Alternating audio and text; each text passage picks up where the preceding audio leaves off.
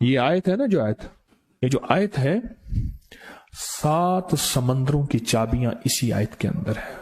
7 زمینوں، 7 آسمانوں اور جتنی بھی مخلوقات ایسی ہے جو ڈس سکتی ہے، جو چیر پھاڑ سکتی ہے، یا ایسی آفتیں اور بلائیں جو آنے والی ہیں، ان سب کو سنبھالنے کے لیے یہ آیت آخری طاقتور ترین آیت ہے. اور یہ عمل حیرت انگیز ترین عمل ہے. میں چند سانسیں پڑھواؤں گا، میں آج چند سانسیں پڑھواؤں گا، اور آپ کو علم ہے کہ یہ کتنی سانسوں کا عمل ہے؟ 40 سانسوں کا عمل ہے. اس کو دیکھتے ہوئے 40 سانسیں، اور ہر سانس میں اپنے مقصد، اپنی مشکل، اپنی پریشانی، جادو، جنات، بندش، بیماریاں، ناکامیاں، تکلیفیں، مشکلات، مسائل، الجھنوں کا ہر سانس میں تصور کرنا ہے. اگر چاہتے ہیں کہ ہمیشہ تمنگری رہے، مالداری رہے، عزت رہے، بھرم رہے، اور نسلیں پتہ نہیں کتنی آئیں گی کوئی خبر نہیں، اور ان کا رزق کشادہ رہے، کیسے ہوگا؟ کس طرح ہوگا؟ تو اس کا واحد حل اور اس کا واحد راستہ صرف یہی ہے. اپنے مالوں کو سوچیں، یہ میرا مال اللہ نے دیا ہے. میرے والد غریب تھے، میرا دادا غریب تھا، یا میرا والد مالدار تھا، یا میرا دادا مالدار تھا. آج اگر ان کی جائیداد اور چیزیں مجھ تک پہنچی ہیں تو ان کے پاس راز کیا تھا؟ یہ ضروری ہے. میرا ایک اور پیغام بھی سن لیجیے گا. یہ ضروری ہے کہ اپنی نسلوں کو فقیر اور غریب اور منگتا چھوڑ کے نہیں جانا. جتنی استطاعت ہو ان کے لیے اتنا جائیداد، پراپرٹی، مال، کوئی رزق کو چھوٹا سا چھوڑ کے جانا ضروری ہے. اپنی نسلوں کو خالی چھوڑ کے نہ جانا. اگر وسائل ہیں، حلال کے راستے ہیں، اگر نہیں ہیں تو کوشش کرتے رہیں. اللہ کا مال اللہ کے ذمہ ہے، اللہ کا نظام اللہ کے ذمہ ہے. یہ آپ اگر اپنے پاس کچھ مال رکھتے ہیں، کچھ جائیداد رکھتے ہیں، سونے جواہرات رکھتے ہیں، یا کچھ چیزیں رکھتے ہیں، اگر آپ رزق حلال میں سنبھال کے رکھا ہوا ہے اور سال کے بعد ان کی زکوٰۃ دیتے ہیں اور رکھتے ہیں، تو یہ حرام نہیں ہے، اسباب کے موافق ہے اور توکل کے خلاف نہیں ہے. ایسا کرنے سے آپ گناہگار نہیں ہوں گے. ڈھاکہ میں ایک بازار ہے، اس کا نام خانم بازار ہے. خانم رئیس اعظم تھا، رئیس اعظم، رئیس اعظم. پر اس نے زکوٰۃ، عشر، ہدیات، صدقات کے لیے اپنا مال محفوظ نہ کر سکا. بہت رئیس تھا. اس کے بارے میں تھا کہ 40 دن تک اگر گھوڑی دن رات دوڑتی رہے، گھوڑا دوڑتا رہے تیز رفتار، اس کی جاگیر ختم نہیں ہوگی. 40 دن 40 راتیں، 40 دن 40 راتیں ختم نہیں ہوگی. باپ کے مرنے کے بعد بیٹی کو ایک چسکا پڑ گیا. وہ تھا کپڑے کے پھاڑنے کی آواز. کپڑا نا پھٹتا ہے تو اس کی ایک آواز ہوتی ہے، بس اس کو آواز اچھی لگتی تھی. تھانوں کے تھان آتے تھے، وہ سارا دن قیمتی بوسکی کے، کرنڈی کے اور قیمتی کپڑے پھاڑتی تھی، اس کو ٹکڑے کرتی تھی. اس کا مشغلہ تھا.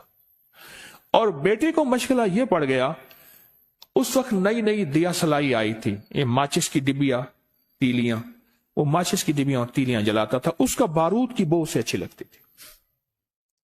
بارود ہوتے نا، وہ بارود لگا ہوا تھا، تو 2 بارود آپس میں ٹکراتے ہیں، شعلہ نکلتا ہے، اس سے بو بھی نکلتی ہے، اس کو بو اچھی لگتی تھی.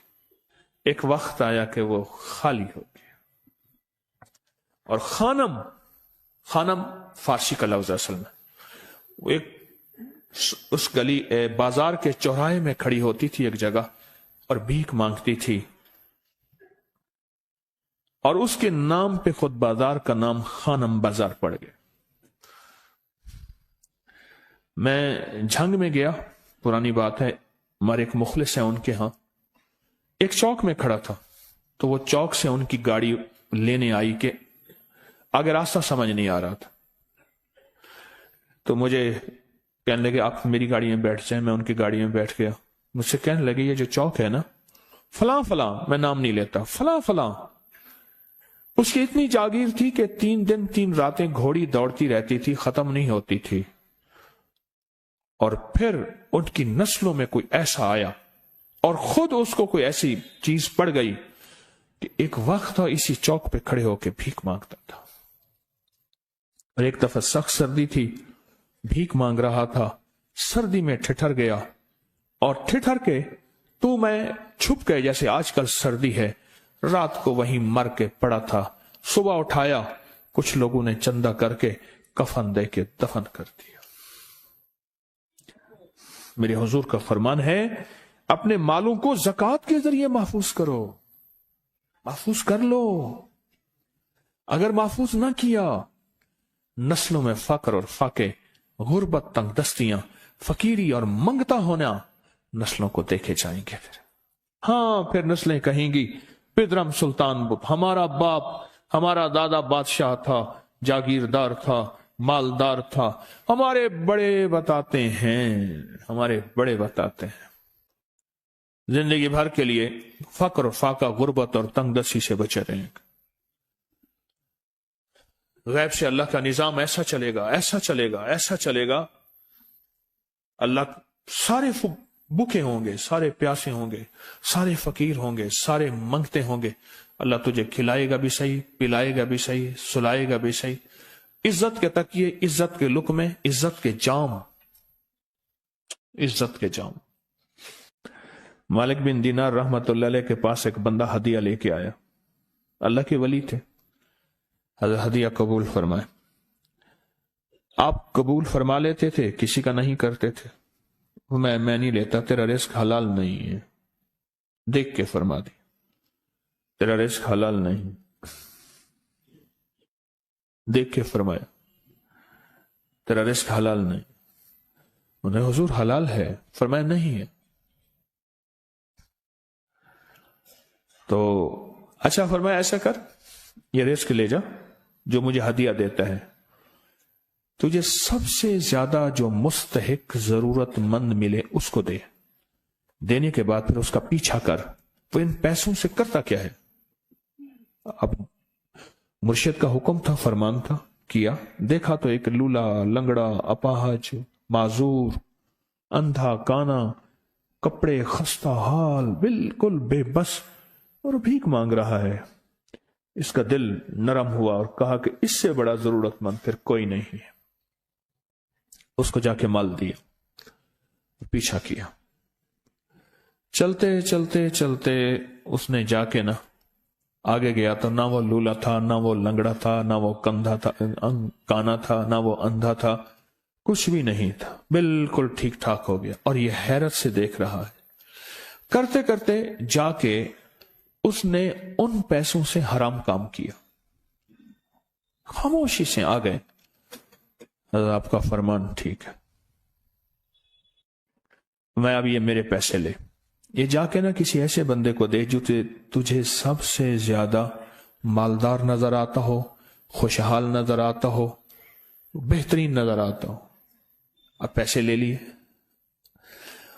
اب دیکھا تو ایک صاحب ہیں، بڑے قیمتی گھوڑے پہ، لاجواب پوشاک ہے اور بہت اچھی حالت ہے ان کی، بہت اچھی حالت. سوچا کہ حضرت نے فرمایا تھا کہ سب سے زیادہ خوشحال کو دینا. اس کو جا کے پیسے دیے، اس نے لے لیے. اب اس کا پیچھا کیا. وہ ایسی دکان پہ گیا جہاں سے راشن لیا جاتا ہے. اس نے تھوڑا تھوڑا راشن لیا. وہ حیران ہو گئے، اتنا مالدار آدمی ہے، ایسے راشن لے رہا ہے جیسے کوئی بندہ روز کی آئے روز کی کھائے، اتنا ضرورت مند. اس کا پیچھا کیا. ایک پرانی حویلی تھی، ایک پرانا محل نما ایک گھر تھا، ٹوٹا پھوٹا. اس کا جا کے دروازہ کھٹکھٹایا. ابھی اندر جانے ہی لگا تھا تو اس نے لگام پکڑ لی. اس نے دیکھا تو ہے تو وہی جس نے آج میری مدد کی ہے. کہا تجھے اللہ کا واسطہ ہے، اب مجھے اپنے حالات بتا دے. تو کہنے لگا تو نے جس کا واسطہ دیا ہے اور پھر تو نے میری آج مدد کی ہے، میں نے آج تک اپنے حالات کسی کو نہیں بتایا. میں رئیس اعظم تھا. تلک الایام نداولها بین الناس.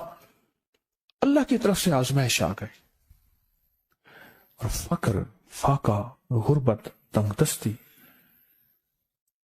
ختم، ہر چیز ختم ہو گئی.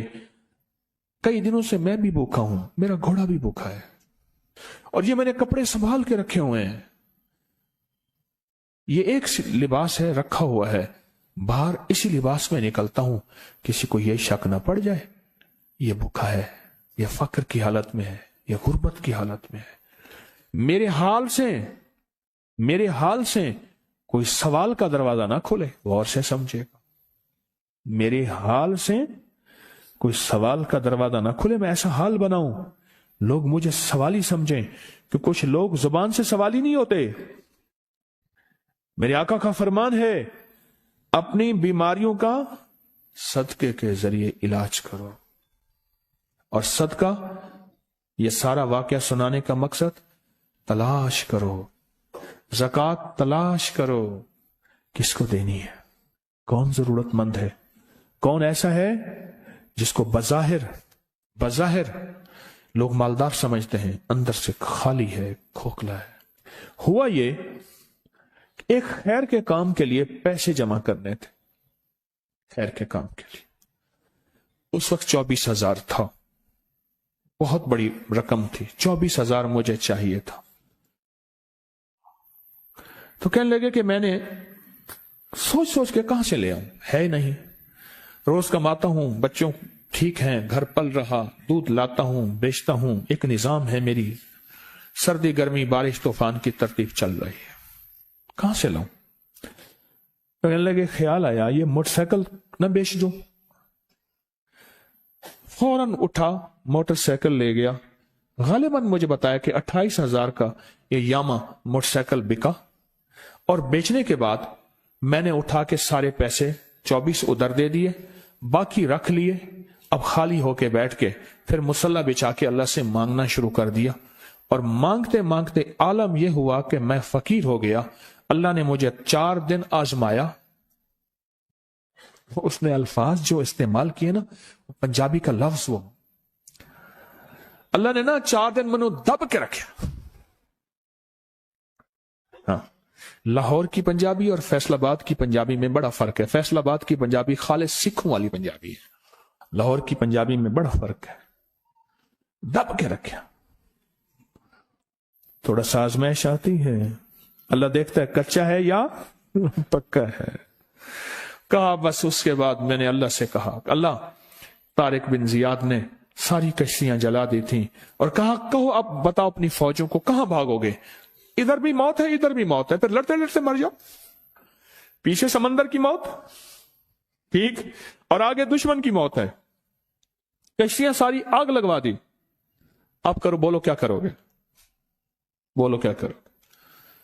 अल्लाह ने सारा निजाम फतह दे दी, कामयाबी दे दी, और कहा फिर अल्लाह ने मेरे लिए जो दरवाजे रिस्क के खोले हैं, अब मुझे कोई भी चीज जरूरत होती है, मैं घर की चीज बेच देता हूं, और बेच के अल्लाह के खजानों में देता हूं बगैर सवाल के। उसके अल्फाज हैं, क्या अल्फाज है, बगैर सवाल के अल्लाह मुझ पे रिस्क के दरवाजे खोल देता है, अल्लाह मेरी जरूरतें पूरी कर देता है, अल्लाह ने मुझे खुशहाली दी है। और मुझे कहने लगे, सारे गुर मुझे हाजी साहब ने बताए थे, अल्लाह से लेने के सारे गुर ये मुझे हाजी साहब ने बताए थे। तो आपको एक लफ्ज कह रहा हूं, जिसको भी देखेंगे कि उसकी नस्ल दर नस्ल, दसर दर नस्ल रिस्क के दरवाजे हैं, तो वो खुलेंगे सिर्फ देने के नाम पे, सवाल के दरवाजे खोलने के नाम पे, सवाल के दरवाजे खोलने के नाम पे कभी नहीं खुलेंगे। वरना रिस्क आजकल के मॉडर्न जुए में चला जाएगा। आजकल के मॉडर्न जुए आए हुए हैं। अपने रिस्क को मेरे आका का फरमान है, और बीमारियों का इलाज सदकों से करें। और सदके से मुराद सिर्फ बकरा नहीं, सदके से मुराद सिर्फ सिरिया नहीं, सदके से मुराद काले मूंग नहीं, सदके से मुराद तेल सुइयां नहीं, सदके से मुराद, ये मैं मुख्तलिफ आपको तक अंदाज बता रहा हूं। यहां LOS है लाहौर के साथ, ये पहले नहीं बना था, नाला था, नाले के इधर एक समनाबाद की तरफ सड़क जा रही है, पुरानी बात है। वहां कुछ बंदे ने किताबें लगाई हुई थी, बंदे ने किताबें लगाई हुई थी। मैं किताबें देख के तो आ गया, फिर दिल में आया कि जरूरतमंद है, ہمارے ایک مخلص ہیں ہمارے دوست فیصل شمسی، میں نے ان کو بڑا نوٹ دیے، میں نے کہا جا کے نا اس کو کس طرح رکھ کے پھر چلا جاتا ہوں، کیونکہ مجھے لگتا ہے وہ خوددار آدمی نہیں لے گا، اور انہوں نے ایسا کیا۔ سوچیں کہ میرے مال اللہ نے دی ہے، کیا میں اپنے مال کا صدقہ اگر نکال رہا ہوں تو وہ دے کہاں رہا ہوں؟ ضرورت مند کیا میں تلاش کر رہا ہوں؟ اور میں ضرورت مندوں میں سب سے پہلے وَبِذِي الْقُرْبَى وَالْيَتَامَى وَالْمَسَاكِينِ وَابْنِ السَّبِيلِ، مسافر پردیسی چوتھے، پھر مسکین ہے، پردیسی ہے، مسافر ہے، یتیم ہے۔ ضرورت ہے اس چیز کی، اس کی ضرورت ہے، کیونکہ یہاں جتنے مانگنے والے ہیں ان کے بارے میں صرف ایک لفظ کہوں گا، یہ لفظ آپ پکا رکھ لیں، یہ سب خواہشات کے مانگنے والے ہیں، ضروریات والے نہیں ہیں، خواہشات۔ اتنا بڑا بنگلہ، اتنی بڑی سواری، فلاں برانڈ کا موبائل، فلاں چیز فلاں چیز فلاں چیز، یہ خواہشات کی کوئی حد نہیں ہے، یہ لفظ بھی ذہن نشین رکھیے گا، میرے ساتھ بولیں، خواہشات کی، ضروریات کی حد ہے، خواہشات کی حد نہیں ہے۔ عاجزانہ دعاؤں کے ذریعے اگر اپنی مصیبتیں، اپنی بلائیں، اپنی پریشانیاں اور اپنی تکلیفیں ٹلوانا چاہتے ہیں تو اس کے پیچھے ہمارے ساتھ کون سی دعائیں ہوں؟ عاجزانہ دعائیں، عاجزانہ دعائیں۔ اور میں امام زین العابدین جب دعائیں مانگتے تھے اور ان کی دعاؤں کے اندر جو درد ہوتا تھا اور غم ہوتا تھا، اور ان کی دعاؤں کے اندر جو پلبلانا اور بلبلانا اور کرب اور تکلیف ہوتی تھی، فرمایا ہنستے اپنی ہنسیاں بھول جاتے تھے، سونے والے سونا ترک کر دیتے تھے، اونگنے والے اونگنا چھوڑ دیتے تھے، اور وہ بھی ان کے ساتھ رونے لگ جاتے تھے۔